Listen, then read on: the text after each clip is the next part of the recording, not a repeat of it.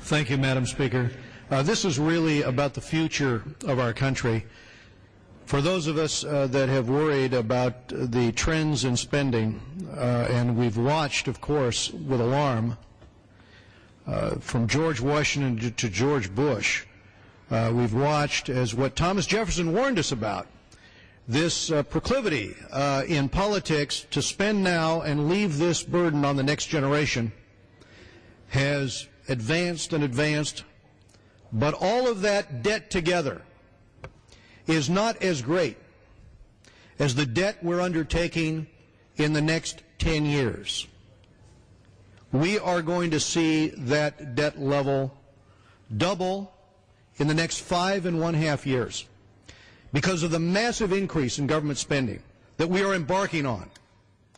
And over the next a little over 10 years, we're going to see it triple. And I want you to think for a minute about what this means to your children. The Congressional Budget Office is nonpartisan. The Congressional Budget Office tells us that the tax rates for lower income Americans, when we finally get around to recognizing that we can't borrow more, will have to go up drastically. We'll have to go up in their estimation to 26%. And for middle income, it will go from 25 to 66%. Think what that's going to mean for small businesses. No, the time to get a handle on this is now.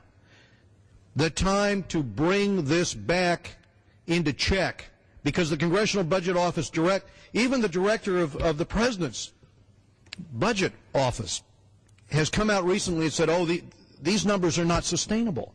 No, they're not. And it's here in the House where spending bills originate that we're going to have to reverse this course.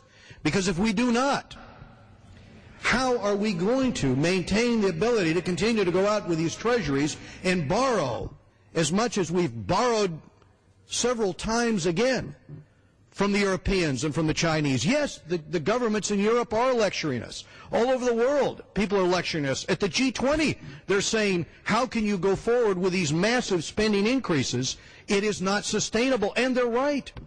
They're absolutely right. And I oppose this budget because this unchecked spending will result in borrowing hundreds of billions of dollars from China and the Middle East and other nations that own our growing debt. I think we all know as individuals that money doesn't grow on trees, but it is the American taxpayer who will eventually end up paying for all this spending. And at a time when many taxpayers are hurting, they can't afford their mortgages right now.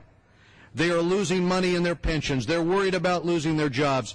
Well, it is wrong at this time to make the argument that we're going to seize this opportunity to expand all of these government agencies and programs.